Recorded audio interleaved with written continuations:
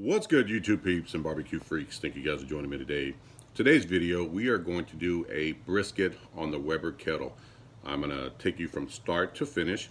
I've been asked here lately if I can make a video showing how to smoke a brisket. And I'm going to use a Weber Kettle because my guess is that's the type of grill that most people have. Most people may not have like an offset smoker, a pellet smoker, Weber Smoky Mountain, something like that. But I think most people have at least a kettle of some sort. So we're going to cook this brisket on the Weber Kettle, and I'm going to show you how I trim it up, what I look for when I'm picking a brisket out, and I hope you guys find this video useful. The brisket that I have is USDA choice. It's about an 8-pound brisket, so it's not very huge, but it's going to be perfect for this video. So let's get this brisket trimmed up, rubbed down on the smoker, and I hope you guys enjoy it. Let's get started. All right, so what we have here is a 8-pound brisket. This is a USDA choice, and I'm gonna glove up really quickly and then talk about what I look for when I'm trimming a brisket. These cut-resistant gloves are a must. I can't tell you how many times I've stabbed myself, cut myself, trimming the brisket or something, and I've had this glove for a while. I just never used it, but now I use it because I'm tired of cutting my damn self. But a couple of things really quickly that I look for in a brisket, and something that you might want to look for when you're picking out a brisket is, one, first thing I do is when it's in the plastic bag, I'll pick it up and I'll bend it and see how well it bends. If it bends, folds in half pretty easy, you have a tender brisket. If it doesn't, you're already starting off with something that's pretty tough. The next thing I look for is this this fat here, stecle fat.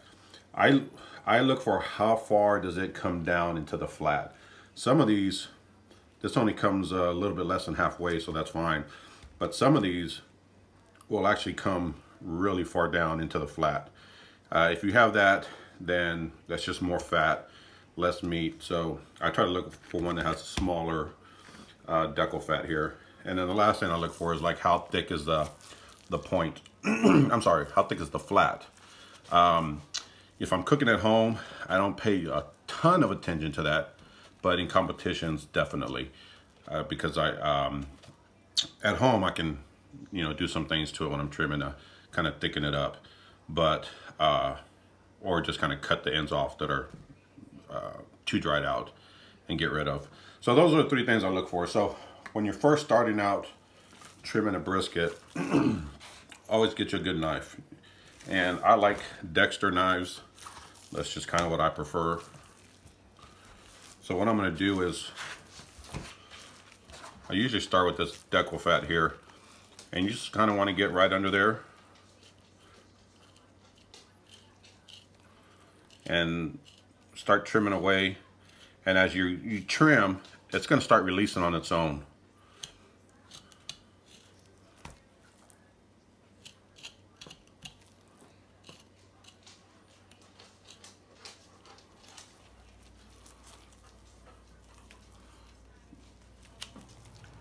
So you just want to make sure you remove all of that. This hard fat, that is not going to render at all.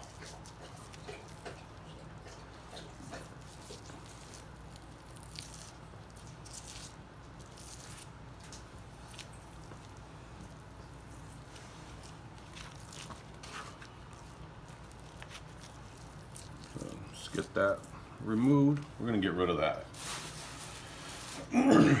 Now, as you can see here, once I remove that, there's not a whole lot of fat here, so I think I'm going to leave that. But sometimes even when you take that off, there's still some hard fat under here that you have to trim. So you might have to go a little deeper. It's just going to, each brisket is different. Next thing I'm going to do is come in here and just kind of square this off, cut off the ends. You'll sacrifice some meat, but you want this to be as uniform as possible. It just, cooks even. And also, sometimes on the side here, you'll notice that sometimes this is kind of black or dark. You definitely want to get rid of that. Anything that isn't appealing, you want to remove.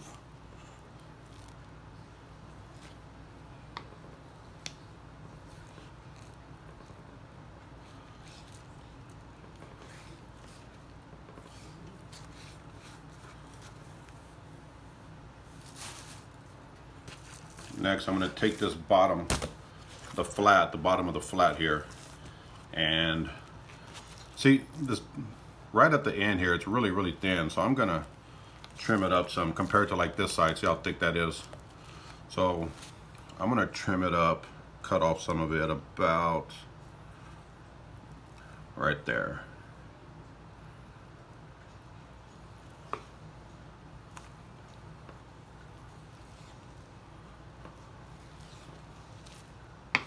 Now this meat that I'm trimming off, you can either save it or get rid of it.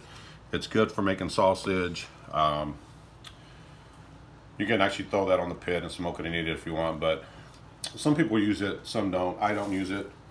Well, I will use it to make some beef stock. So sometimes I save it, but I have so much of it right now, I'm not going to save today's. Excuse me. I like to just round it off.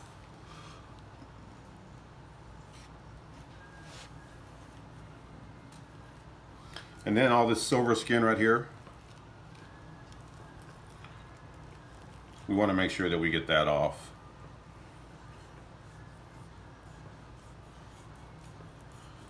So you're just getting right under there, exposing that meat. Don't go too deep. But you do want to make sure that you get this off, so that way your rub sticks better to the brisket. All right, so I got most of that silver skin on the top removed. The next thing I want to look at is this point. And sometimes it'll have discoloration in the meat. If it does, you want to get rid of that. This one doesn't have much, but I am going to do a little trimming. This one, since it wasn't as big of a brisket, there's not a lot of fat to trim. But if you're trimming a larger brisket, just know you're going to have to do more trimming. And you know, if you've never done one before, as you start to do them, some of the things that I'm saying will start to make more sense once you actually get in there and do it. This flat here, this point is actually very even with the entire brisket. So this point would actually be perfect for some burn ends. Next, you want to flip it over.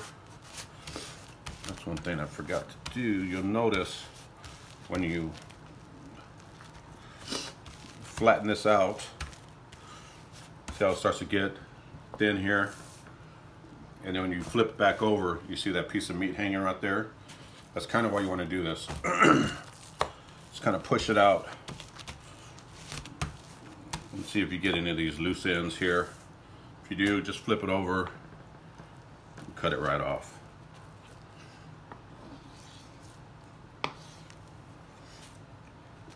But this fat on the back side, sometimes it's really, really thick and hard also. You want to remove some of that. Probably about half of it. Now, you want to make sure not to take off too much, because this fat will act as a barrier or a heat protector depending on how you're cooking this. If you're cooking it fat cap down, if your heat is coming from the bottom, this is the big debate. People will debate fat cap up or fat cap down. The truth is, it depends on what you're cooking on. If your heat source, let's say a Weber Smoky Mountain, is coming from the bottom, if your heat source is coming from the bottom, you want that fat down so it protects the meat. If your heat is coming from over the top, you want the fat up so it protects the meat. This fat that renders out, a lot of people say you got to cook it fat cap up, so that way as as the fat melts, it bastes the brisket as it cooks. That's not true. So, and you know, science will back that up. So fat cap up, fat cap down, just depends on what you're cooking on. I'm gonna go fat cap up today because my heat from my Weber Kettle, which is what we're gonna cook this on, the Weber Kettle, will actually be coming from over the top. And as you can see, there's not a lot of fat on this one at all. So I'm gonna, I'll hit it just a little bit here. Get rid of some of that. But there's not a ton I have to get rid of. And also when you're trimming your briskets, trim them cold. And by cold, I mean right out of the refrigerator or right out of the cooler. You don't want to trim them when they're warm. It's just a lot tougher to trim.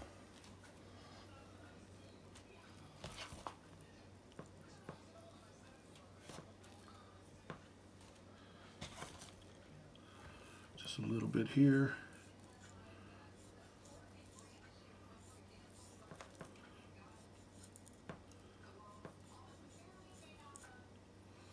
And I think this is going to be it. I'm not going to, again, I don't have to do a ton of trimming on this one.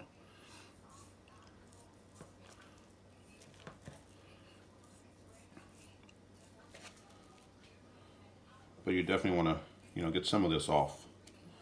So I think that's all I'm going to do to this one. Again, this fat down here is not very thick at all, so I'll be happy with that. So here's your brisket, all trimmed up, ready to go. Now, one thing I will say that is, once you rub it down, smoke it, you aren't going to be able to see the way that these grains are running after it's cooked. And you always want to cut against the grain.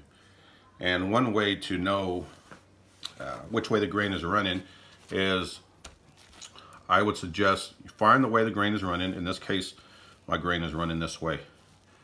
And I'm going to take my knife and just make a couple of slits, almost like I'm cutting slices, but I'm only going not even halfway through, just like that. See that? That way, as it cooks, or once it's done cooking, I'll know that this is where I'll start cutting my slices in this direction. So that's it. We're going to get this thing rubbed down and let it rest for a bit, and then get it on the smoker. All right, now we're going to season the brisket. And when it comes to seasoning, use whatever seasoning you like. You can make your own, or you can buy one off of the store shelf. What I'm using is my SPG mix, salt, pepper, garlic. And this is going to be the first layer. And since I'm going to cook this fat cap up, I'm going to season the meat side first. And I'm not using a binder. You can use a binder, mustard, oil, Worcestershire, whatever you like. I'm not going to do that for this, but you definitely can.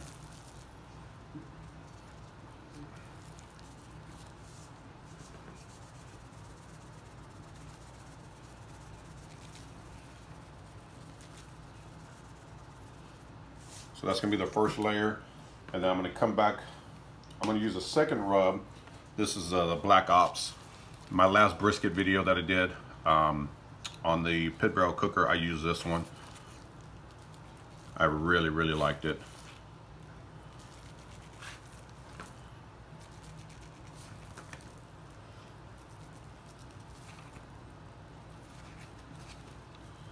So just give it a good coating.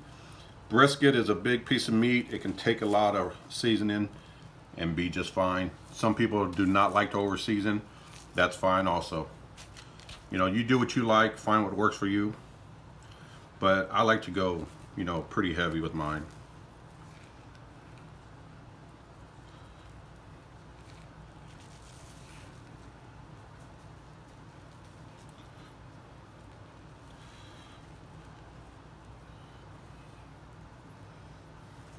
And then just pat it in. Don't rub your rub. What's going to happen is you're going to end up with uneven rub. One spot will have more rub than another spot. So I know it's called a rub, but don't rub it. Just pat it in. Actually, you know what? I made this cut on the meat side, forgetting that I'm cooking it fat cap up. But and I should have put the slits on the fat cap side, but that's all right. I mean, I'll still be able to see there once I pull it off. But that flipped over. And same thing with this fat cap side, hit it with that SPG. Using the SPG alone is really, really good, but I'm gonna give this brisket away, so I'm gonna add a little more flavor to it.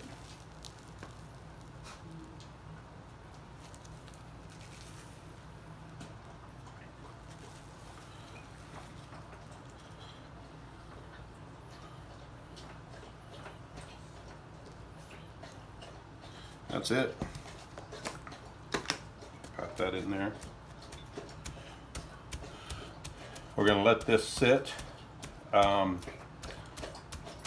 probably about 30 minutes and then get it on the Weber Kettle. Now, one thing I want to talk about really quickly when it comes to seasoning your meat. Some people will season the brisket or ribs overnight. I'm against that. Well, if you're using a rub that has a lot of salt, that is not a good idea, because what's going to happen is that salt pulls out the moisture. So let's say you're seasoning this brisket overnight and you put in like a plastic bag or a container. If your rub has a lot of salt in it, the next morning when you go to pull that brisket out, just watch how much liquid is in that bag or in that container, and that's all liquid that was inside the brisket that salt has pulled out. So if you're using a rub that doesn't have any salt in it, or very, very little, that might work. But if your rub has, quite a bit of salt in it, I would highly recommend not cooking it. Not seasoning the meat overnight. So we're gonna let this sit, and I'll show you how I have the Weber set up, Weber Kettle, and then we'll get this bad boy on. All right, so I have my Weber Kettle here. I'm using the slow and sear. If you do not have a slow and sear, you can still use the same method. Just bank your coals all the way to one side and take a starter cube. I'm going to place that down here in the bottom. Let me show you. These little white starter cubes, Weber makes them. They're great. Put that down in there. We're going to light that. All right, once that's lit, I'm going to take some coals and just put it right over. Don't barricade it too much. You still want it to be able to breathe some. But what's going to happen is, as these coals light, they'll start to catch the ones that are unlit, and this is going to give you a slow, long burn, which is perfect for like ribs, brisket, chicken, or not chicken, pork butt, long cooks. So we're going to let that catch. We'll put our wood chunks on top, and I'm probably going to use some oak and pecan. So I'm taking got some oak and pecan. Get that right in here. That's a pretty good sized chunk. Let's just go with that. That should be enough wood. I am going to add water here. If you do not have a slow and sear, you can always just put a water pan in here, and what that's going to do is it's going to kind of create some moisture in the kettle as it's cooking, and will help regulate the temperatures.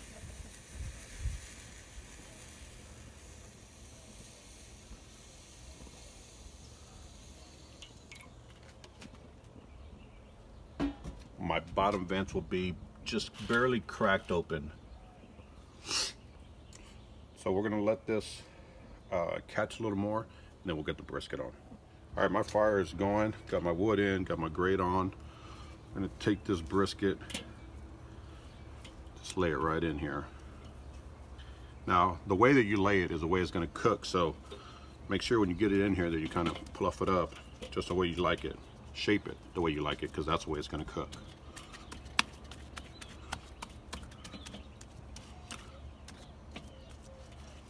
And since we want even cooking, what I'm going to do is each hour I will come out and rotate the brisket, so that way, for the first hour this side is taking the brunt of the heat, and then I'll switch it over so that way the next hour this side is taking the brunt of the heat, and just keep flipping it until it's done. I will spritz throughout the cook starting at the first hour mark, and I'm going to use a 50-50 mix of apple cider vinegar and apple juice. You use whatever you like. Some people will wait for the temp to come, for the pit to come up to temp to put the meat on. I like to put it on as soon as I, start my fire. That's just me. So my coals are lit. Got my vents cracked open at the bottom. This top vent will be about halfway open. That's it. We'll pick back up in about an hour. All right, you guys, this brisket has been going actually for I think about 3 hours now, and this is what it's looking like. I'm just spritzing it with a 50-50 mix of apple cider vinegar and apple juice. So it's taking on some really good color, but it still has a ways to go. So spritz it and then get the lid back on and let it finish up. If you get this puddle in right here in the middle, just lift that up, let it drain off. Because what's going to happen is, if you don't do that, you're going to end up with a spot right here that where the rub doesn't set. So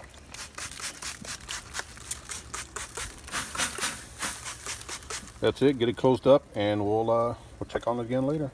All right, you guys, this brisket has been going for about 5 hours, and it's got the color that I'm happy with. It's got that nice dark bark, which is perfect, but it still has a ways to go. So it has some rendering. In fact,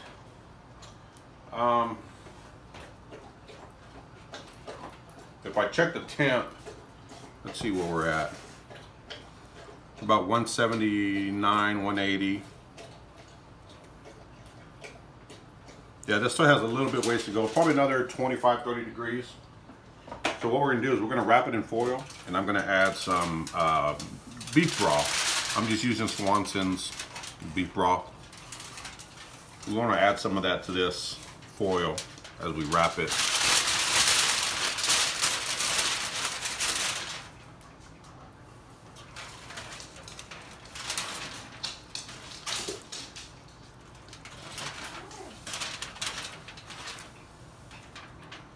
What that's going to do is going to let this steam as it continues to cook. That beef broth is, when there's still some fat in here that's going to render out, and so as that happens, it's going to mix with this beef broth, and that's going to give us a really good au jus to dip it in or pour over the brisket later. So this was a 14.5 ounce container, and I used about half of it. So we're going to get this wrapped up. And again, just like the ribs, make sure you double wrap it.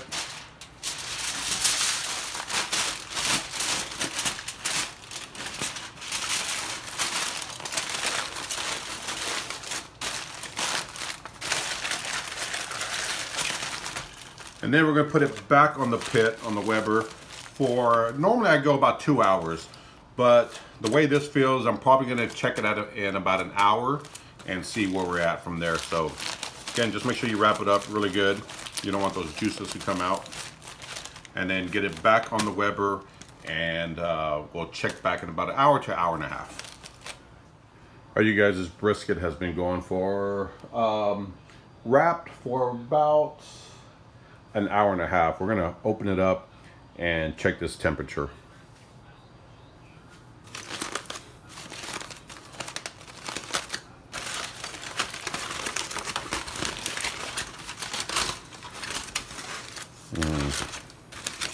Smells good.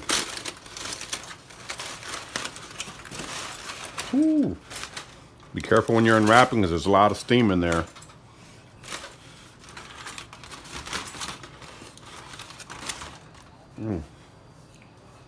Let's I got my thermopen here. We're gonna take some readings and see what it's what's going on here. Oh yeah, that went in like butter. That's 20. Wait a minute. About 204, 205, 206, 209. Let's check the point. I mean the flat. 209. 209. Well, let's see if we can see. There you go. 209, 210. So from the, that's 208. So we've got a pretty even, consistent temp from the flat all the way to the point. And this brisket is done. It's got a nice little jiggle to that. Look at that. So what I'm going to do is, at this point, now one thing I want to stress. I know I was showing you the temps on the thermopen, but the main thing is you want to go by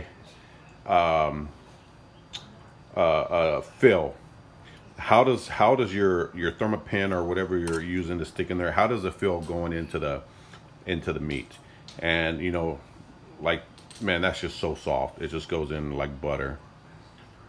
If that, regardless of what the temp reads, if your thermopen or your toothpick or whatever you're using, if it slides right in there like butter with no resistance at all, it's done, regardless of what the temp says. The temp is just kind of a guideline, but feel always trumps temperature. Okay, and this bad boy, man, it it feels absolutely perfect. So what I'm going to do now is I'm going to take this out of the foil. I'm going to wrap it in a new piece of foil. I'm going to set the grease aside, and I'm going to wrap it. Once I wrap it in foil, I'm going to take that and wrap it in a towel and put it in a cooler and let it rest for a good hour. And here's why you want to let your meat rest. Always let your meat rest. It's very important. What happens is these fibers, I hope you can see my hands, these fibers, when they heat up, they tend to come together and squeeze together like this, the fibers of the meat. That's why you get all that, the juice squeezing out. When you let it rest, what happens is these fibers start to loosen up some, and at that point it starts absorbing the juices back into the meat. So always let it rest. A minimum an hour. I like to go 2 hours. If you don't have that time, at least give it 30 minutes. But if you can, so when I'm cooking a brisket, I always include a 2-hour window for my my rest time. So let's say I need it done by 5. I go back 2 hours, so I have 2 hours to let it rest, which means I need it done by 3, so it has 2 hours to rest. So that's how I do my briskets. I start from the back and then work my way up, or work my way backwards to figure out when I gotta start it. Man, that is tender. Let's get this wrapped up, let it rest for a while, and next time I pick back up, we'll cut into it. All right, you guys, this brisket has been resting for about an hour and a half. We're gonna take it out of this foil, see what it looks like. You know what, I'm gonna get an extra, or another cutting board here to put this on.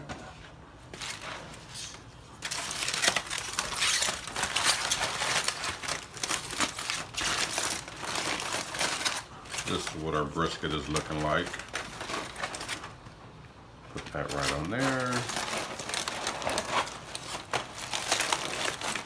Get this wrapped up and put away.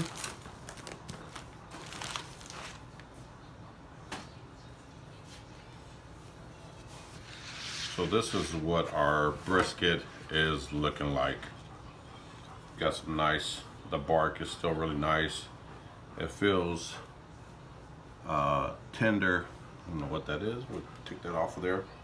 Remember earlier in the cook, or at the beginning of the cook of the video, where I sliced the, I made some slits in the meat side of the brisket so we know where to cut it at. That's actually right here at the bottom on this side. So which means if I come here, that's gonna be where we cut from. I'm gonna cut this up and give this piece to the dog once we're ready. But we're gonna take this brisket, turn it around, get some cutting, and see what it looks like.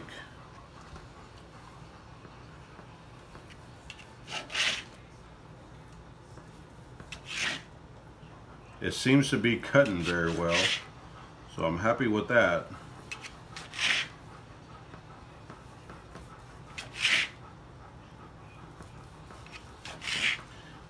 I am taking this to my neighbor, so I'm going to go ahead and just cut the whole thing up.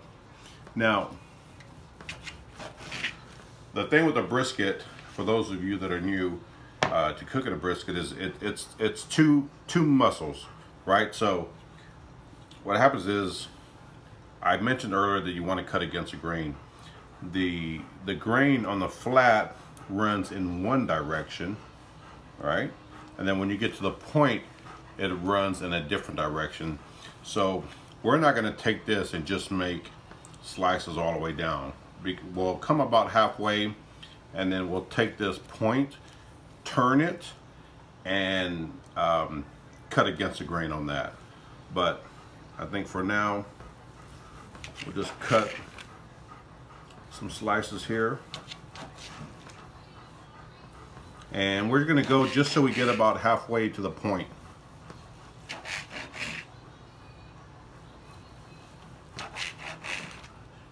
Man, this thing smells amazing.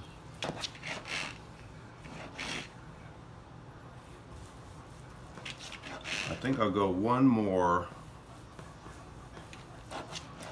All right. So we've cut the flat. We still have the point intact. And what you're going to do is, you know what? Let's take this piece here from this flat.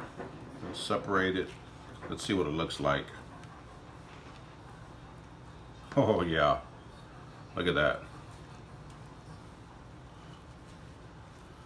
This brisket is on point. Hope you guys can make that out.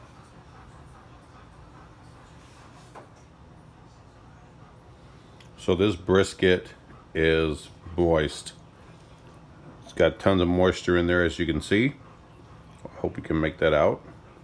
We've got a beautiful smoke ring on the top and on the bottom. And this one I cut a little thick, so it's may not bend as much, but if you see that there, I mean, that bend in the in this slice, I mean, that tells you that this thing is tender. Look at that. So I'm extremely happy with this brisket. So now that we have the flat trimmed up, I'm going to show you how we're going to trim up the point. So I just want to show you, this is just another piece of the flat that I cut from in here. And as you can see, it bends right over that knife. So that's perfect, absolutely perfect. Now, when it comes to the flat, I told you earlier, you know, cut some slits in there so you can see where you're cutting it. But once you get to this point, the grains of the meat change. So what you're going to want to do is take this point, turn it sideways, face it away from you, and just cut it right down the middle into 2 points. And there, look at that. Man, oh man, you guys see that?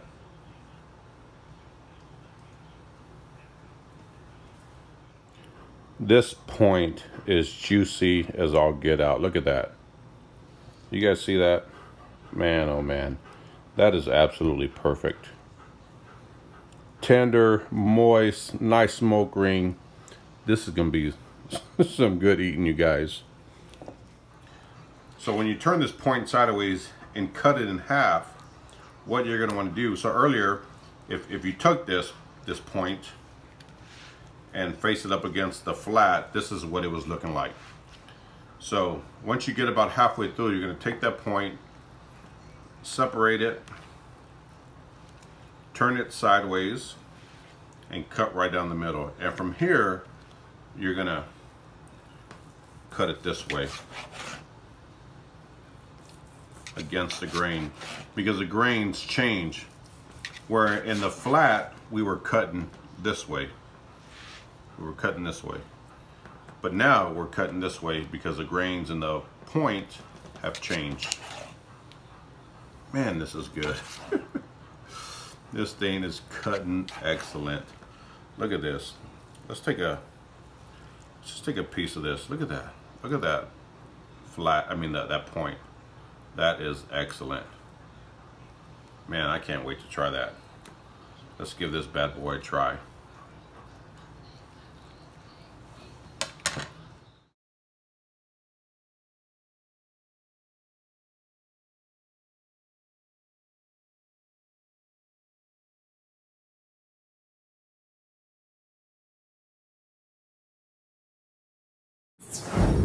All right, you guys, we're gonna give this brisket here.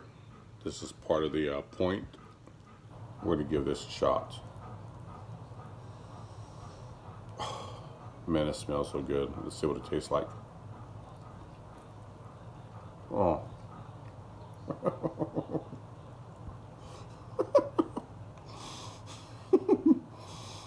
Oh, holy cow. That thing is just packed with flavor, you guys. Man, oh man. Good gosh almighty.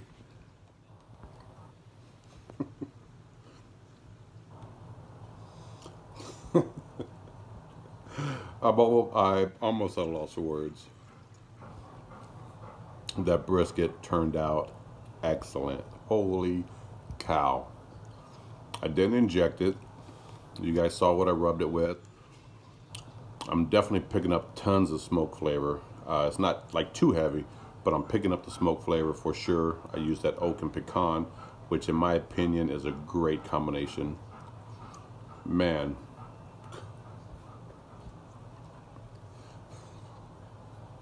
That's good, you guys. I make brisket all the time. This one is good. Anyway, I hope that those of you that are new to cooking found this video useful. Man, oh man. Now, keep in mind, if you're just getting started, your brisket may not turn out that great the first time. It's going to take some practice, but stick with it. I can't tell you how many times or how many briskets that I ruined learning to cook, learning my pit, my Weber Smoky Mountain or my Weber Kettle. I've definitely ruined a handful of briskets, trying to get this down, but stick with it. You'll get it. I promise you. Anyway, I hope you guys found this useful. I enjoyed making it. This brisket turned out damn good.